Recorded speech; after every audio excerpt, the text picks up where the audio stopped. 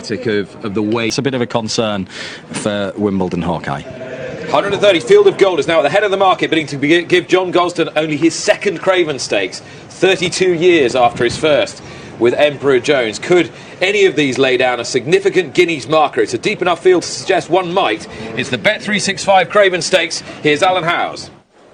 New Century completes the lineup, and they're off. Racing away 1 mile ahead of them in the Bet365 Craven Stakes. And well into stride in the centre is Benevento in the violet jacket. More towards the running rail is the Waco Kid in the turquoise. Between the horses then is the Watcher, yellow with the black spots. A little wider from those is Wimbledon Hawkeye. Then New Century in the claret.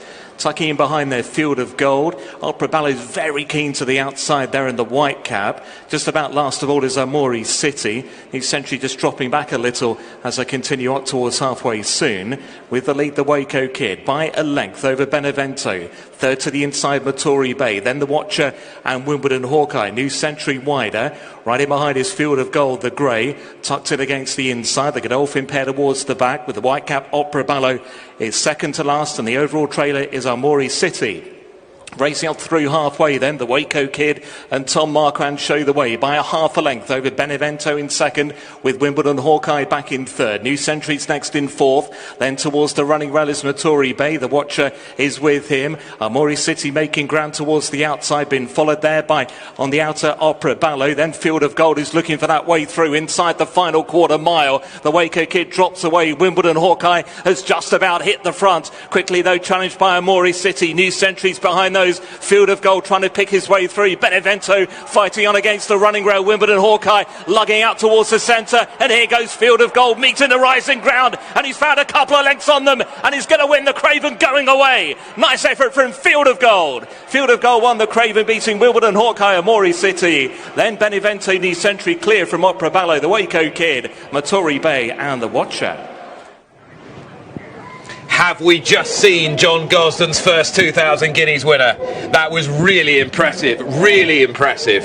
Field of Gold locked up, nowhere to go. Kieran Schumacher, super cool, super confident, got the gap, streaked away. And look at the form as well. Second is Wimbledon Hawkeye, third Amori City, 4 Benevento, 5 New Century, second, third, fifth, all with proper stakes winning juvenile form. And Field of Gold has brushed them aside imperiously. Another Juddmonte Classic contender to add to Cosmic Year and Jonquil in this division, and all their nice horses in the 1,000 guineas division, like Zanzoon and Red Letter.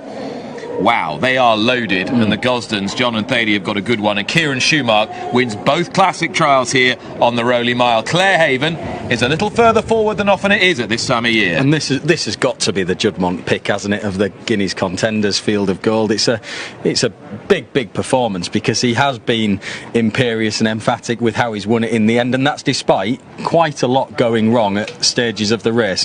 Give credit to Kieran Schumacher, because he didn't stay hunting up the rail the way through.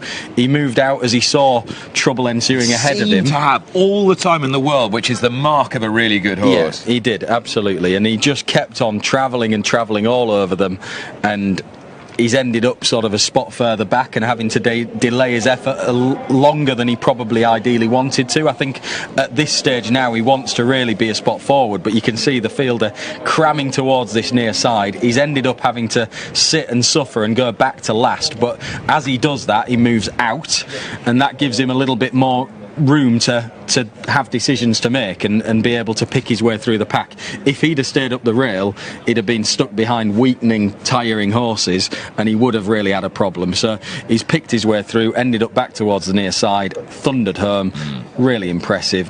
I think my gut feeling on the back of this performance is that this horse should be favourite for the 2,000 guineas now, because it looks an open renewal. It looked an open renewal before this, and I think this has put down a marker. Beautiful performance, and has brushed aside some proper established form, and has done so with a devastating turn of foot. He's got the physique, he looks like a horse who will keep getting better, and the one that really got away for John Gosden in the Guineas, he's run some wonderful horses in the race, like Ravens Pass, who finished fourth, but Kingman. Yes. He was the horse who should have won, and that extraordinary ride from Kieran Fallon on Night of Thunder deprived him the other side of the track with Australia back in third. This horse is by Kingman in the same colours. Surely he's the one to right those wrongs.